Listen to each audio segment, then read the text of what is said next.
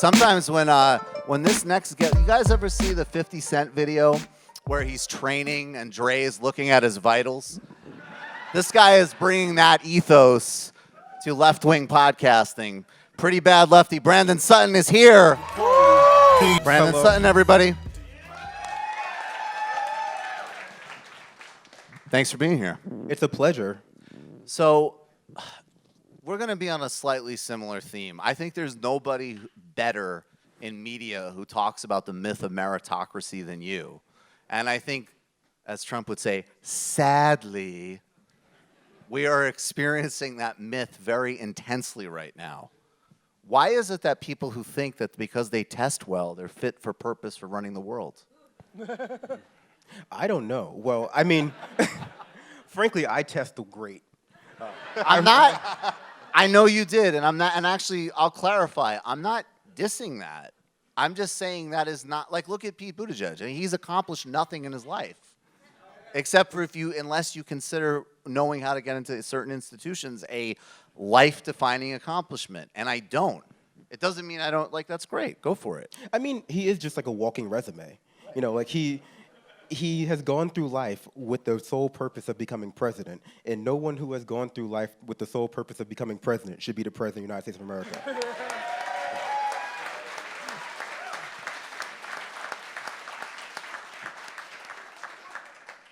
Where does that mindset come from, though? Like, how have we nurtured it in this phase of capitalism? Well, I mean, in this phase, it's just a way to justify everyone's failures, right? You know, at this point, look at where we are in society. Look how many people are failing under the current, system, and how do you justify that? How do you turn the fact that we have, 1/3 of children living in housing or hunger insecurity? How do you, turn the fact that we have record numbers of, just job insecurity into a personal problem from a ethical problem? Because just from sheer numbers, you're like, okay, well, look, how many people need to be suffering before this society is unhealthy? It's unable to, perpetuate itself in a way that, is efficient, really. And, the way you do that is you turn it into a personal problem. You say, hey, you know what? You majored in the wrong thing. You didn't take the right classes. Don't worry about the entire global economy. Oh, no. English was a bad call. English was a bad call, especially since we're going to be ruled by the Chinese soon. So, I mean, I'm looking at, look, you can say a lot of stuff about where we are as a country. The shape of democracy, as they say.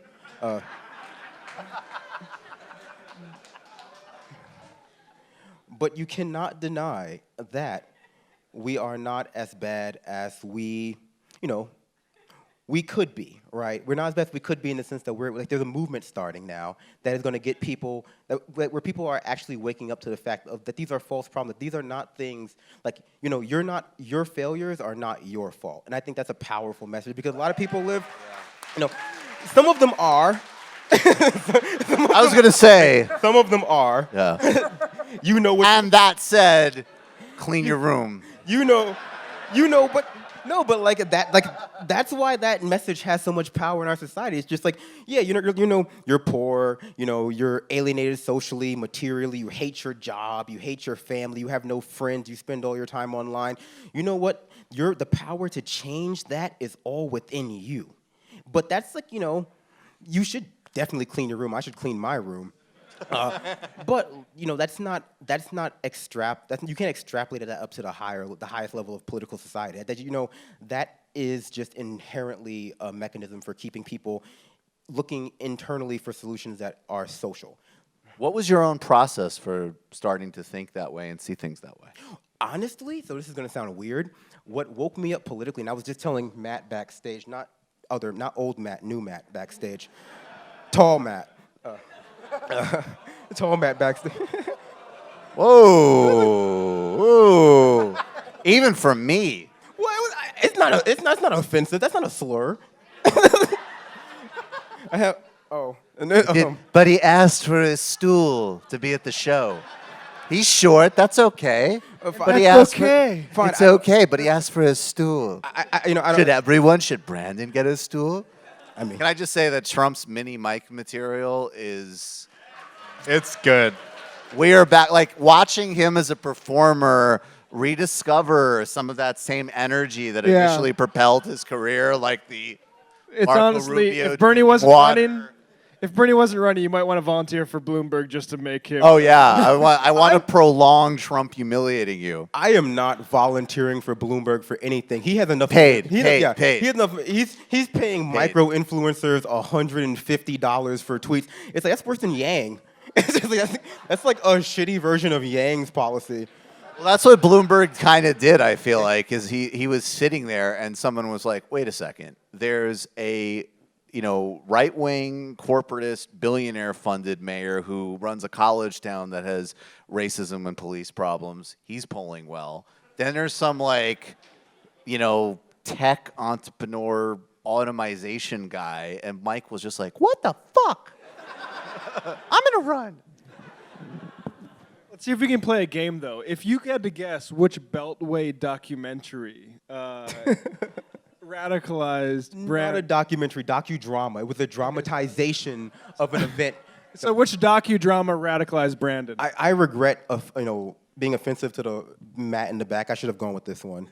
I should have said like the Matt with the James Franco in character mustache. Like that. That's the. All right, I'm gonna guess. Let's see. Wait a second. It's not even a proper documentary. It's a docudrama. Based on a book. Based on a book. A nonfiction Beltway media book. Oh, Harry Potter. Shit. Harry Oh Potter. no. and the Okay, Order of I don't Phoenix. remember the name of this book, but it is the HBO dramatization of 1998's No. John Heineman and whatever the fuck his face is. You mean 2008? But it's 2008. It's about the presidential election, and Julianne Moore is playing Sarah Palin. Yes, I it's nailed it. game change. Game change. That movie blew Wait, my from mind. game change to Gramsci. That's a journey. That movie blew my mind because I was What blew your mind about that? I was 19 and Julianne Moore is, she's kind of, Yes. And so, and Woody Harrelson's fun as James Carville, who's having a breakdown now in the news constantly. So Carville wasn't in that. I feel like, yeah. I don't even remember. Woody that. Harrelson plays James Carville. No, Woody Harrelson plays the guy who works for John McCain. See, this Which one? movie had a formative influence. Yeah, I don't on remember me. this movie, so honestly, I've seen it one time.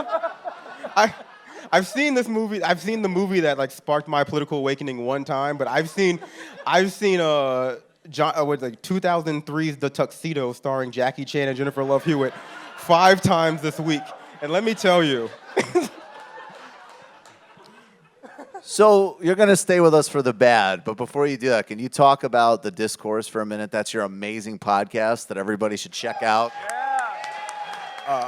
Yeah, I host a podcast called The Discourse. Shout out to myself for creating it. I am the creative director, executive producer, showrunner. Unless you don't like it, then I have nothing to do with it. And it's actually all my friends, Rich and Adair, who have really, forced me to be a part of this against my will. They name all the episodes themselves too. I don't, all of those Names are good. All those offensive names are their ideas. You're going to stick with us for the bad, and we're going to do a lightning round bad where we're all going to talk about it. But first, my friend in the sound booth, can you give us our bad sound drop mix, please? No? Oh, is this it? Sorry. But it looks like it could be something that will be not good. Believe me, not good. No good, really bad for you. But it looks like it could be something that will be not good. Believe me, not good. And today's bad is the Democratic National Committee, Democratic Party, and the Iowa Democratic Party. Boom. Boo!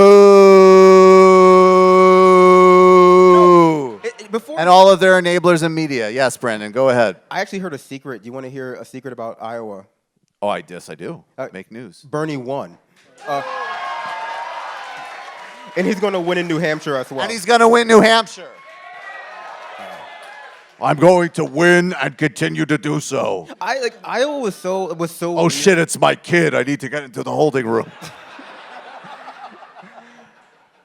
Iowa was so weird for me because you know me, Michael. We talk a lot, and whenever we talk, I talk about my love of conspiracy theories and my love of Yes. like I have an unapologetic love of anything conspiratorial, specifically flat Earth podcast. The globe is a lie. It's classic broadcast. The globe is a lie, and so once someone was telling once the incidents, multiple in Iowa, went down, the big call was that let's not engage in conspiratorial thinking. And my thought was like, absolutely we should. I was like, I love conspiracies. Tell me what you got. Like, how can we like fold in Freemasons into this? How can we, like, how, I need you to explain to me how like water is actually fake. Like it's like this, globalists. Like I need No, but actually, that's a serious point because how we figure out, like, look, if you have a complete conspiratorial view of the world, it's totally disempowering. You can't get anything done, so don't do that. And then on the other hand, to just be like, well, I don't know. I mean, it is incredible to me, though, that, like, the same people who literally are like, did you read Jonathan Chait's piece about how in 1985 that, Donald Trump met Mikhail Gorbachev at a Pizza Hut in Moscow, and he's been a Russian intelligence asset ever since? Yeah, that's actually really interesting. We should book that for the A block. Wait a second. A app totally fucked up, and in front of everybody, that's the thing, is you don't even need to believe anything. Do you think for a second, if Pete Buttigieg won this state by 5,000 votes, that it would be anything other than called for him promptly, and that there wouldn't be a media love fest, which there already was with him losing for several days? Well, That's in front of your face. Well, I mean, even, I don't know, how long have we been waiting for the Iowa results to come in? I'm still not really sure, and this is disappointing for me personally as someone who loves conspiracy theories, I'm not even sure what the conspiracy theory actually was supposed to be at this point. Because from my perspective, we have for Iowa, we had a series of very troubling facts that the Pete Buttigieg campaign was, in direct contact with the people who were, who were in charge of designing the software that was meant to tally votes. Why they needed to have software to tally votes, and what could have been like, shit, we could have a caucus right here. Who wants to vote for Bernie? Shit, that's 100%. I'm not going to count. Wow. I'm not going to count that. Yeah. But no second alignment. We're at 100. No second alignment. Second alignment is get out. Get the fuck out of here. You're no Second alignment refunds. is leave. No, but so like people kept saying, let's not engage in conspiratorial thinking. Let's not talk about this until all the facts are present. And I wasn't sure what facts they were talking about. I was like, well, the facts are that we have so far seem sufficient to say that something, if not illegal happened, something incredibly unethical happened. We have a campaign in direct contact with, we have what seems to be a no-bid sweetheart deal for ex-Clinton and Obama staffers, to make an app that is fucking functions worse than Tinder, and not for me, but for normal people. And like those facts, from my perspective alone, are enough to like. This is not okay. Whatever happened to the appearance of impropriety? Whatever happened to judges reclusing themselves from cases because they happen to have some connection to the defendant or the prosecutor or something? Bernie Sanders said there was a polling error in a Des Moines Register poll. The media were like, "Oh, you're totally right. Let's pull it." I mean, I don't think losing is a polling error. One person got the whole poll pulled. One person said Pete wasn't mentioned when they asked me, and that entire poll, which is the most important poll, networks do specials about it, pulled. Pulled. Yeah, I'm sure. And then if 2/3 of them left Bernie out, they would have been like, why is Bernie always trying to be toxic? Sorry, yeah, and just one more point about that is like how it helped Buttigieg is when people go to the second round in their caucuses, if a poll came out and showed Buttigieg in a bad third, people are going to be less persuaded to go over to his point. So it helped him that day. It's good. He's good at politics, Buttigieg. Yeah, he's good at CIA politics. Exactly. He's got Langley on his side. He's good at Babylon. I've actually heard an interesting, real conspiracy theory about Pete Buttigieg and his like sort of weird CIA plot. He had his dad killed. I interviewed Ken Klippenstein last night for my show, and longtime friends of the discourse, Ken Klippenstein, or as I call him, Triple K. Happy Black History Month, everybody.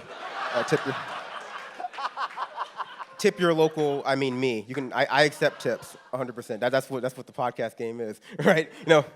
But anyway, no, like that he's not even a CIA agent or like a secret spook or some Manchurian candidate, but he's actively cultivating that kind of myth about himself because it makes him more interesting than just like a senior associate at fucking McKinsey for like 3 years who's like, you know, main claim to fame is like making sure that bagels cost like $5 instead of $2. It's like, that's exactly. like, no, like he wasn't destabilizing foreign governments that want to build libraries for their kids. He was just making sure you pay another nickel for white bread. He was getting, you know, exactly. He was getting stock boys yelled at by grandmas in Canada for like this bread used to be 10 cents in my day, and like fucking now it's like, well, blame Pete, blame Mayor Pete. Brandon, yeah, actually blame Mayor Pete for everything. Brandon, thank you so much as always. Oh, thank you. You're going to come back for the final segment, and please, many more times on TMBS. Brandon Sutton, check out the discourse. Oh. You just watched a Michael Brooks show video. Subscribe to get them all. Why wouldn't you? Don't be foolish. Click subscribe below and become a patron as well. Patreon.com/TMBS. Thanks, everybody.